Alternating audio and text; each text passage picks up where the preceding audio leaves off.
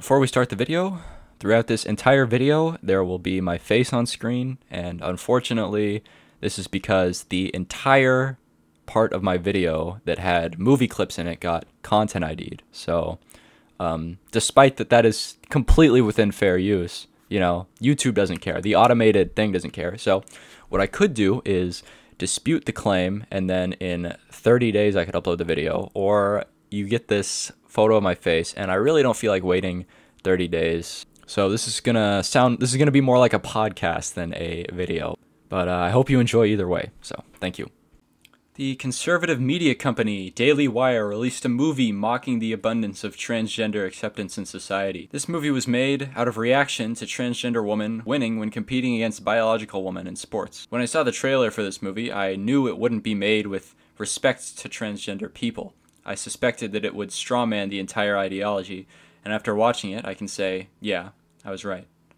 First, I want to look at Ladyballers as how it performs as a movie. It's okay. The plot revolves around a washed-up basketball coach who wants to relive the days where his team would win awards. He assembles a team of mediocre players, but instead of men's sports, he enlists them into women's sports, where they can dominate with little to no competition. At the end of this movie, the coach realizes that though he is winning at an incredible rate, those wins mean nothing, seeing as he got them all in an unfair way. If I was to rate this movie, I would give it a 4 out of 10, because it's filled with subpar gags, and the story is pretty bland. However, this movie is the Avengers Endgame of conservative cameos. Everyone is in this, including Ted Cruz. This movie is a comedy, and there were certainly times where I laughed, but there were many unfunny scenes and overused jokes. The coach asks a black kid to stop stealing his catalytic converter. Okay, funny enough. But then that keeps coming up like 3 more times in the movie, how the coach doesn't have a catalytic converter. Also, the coach is standing in the back alley in drag, and some random guy shows up and asks how much, because, he thinks they're hookers. But once again, this happens like 5 times in the movie. I'm well over the joke at that point. The center on the basketball team also has this strange running joke with PTSD to a Badger mascot, and, well, this joke isn't really worth explaining. I don't find it very funny at all. So let's establish what this movie argues.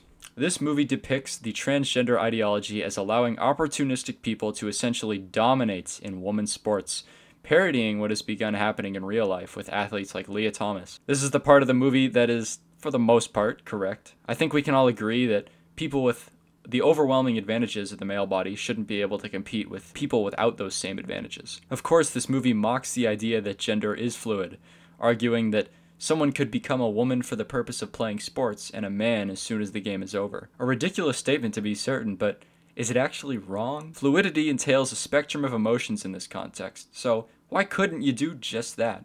Why can't you change your gender just for a sports game? Probably the biggest problem with the transgender community is their inability to define womanhood, which leads to abysmal circular definitions like a woman is anyone who is a woman, and conservatives are able to use that as ammunition. Dylan Mulvaney is also parodied in how quickly the trans athletes receive Woman of the Year awards. And in all fairness, what did Dylan Mulvaney actually accomplish to receive Bud Light brand deals, a Woman of the Year award, and an award for Best Breakout Creator?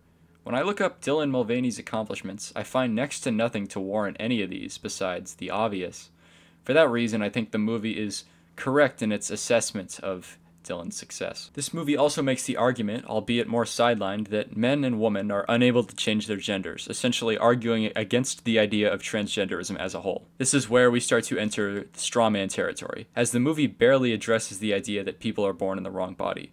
At the end of the film, the coach is told by his top player that he felt like a girl his whole life, but the coach essentially argues that he only felt this way to find approval from his parents, and that he is confused. While that's certainly a reality for some people, it definitely isn't for all of them. I can't say I didn't expect this from this movie, but it's a shame it didn't address any super meaningful arguments either way. One thing I didn't even believe when I saw this was an ad during the movie. And not like product placement, I mean, the characters literally delivered an advertisement for Jeremy's Razors.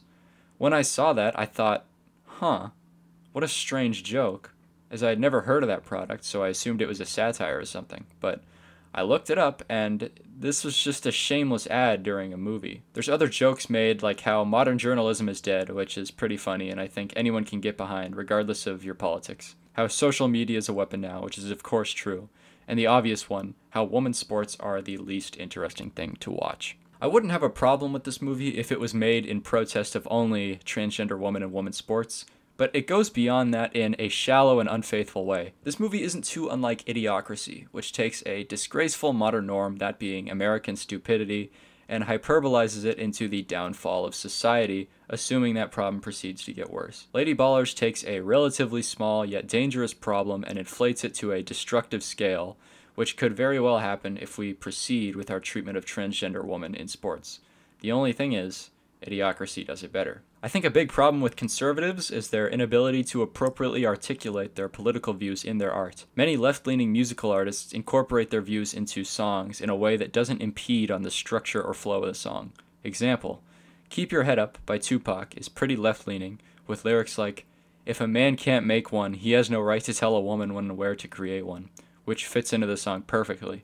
Meanwhile, conservative rapper Tom MacDonald opens his song Facts with the line, "They call me offensive, controversial, there's only two genders, boys and girls."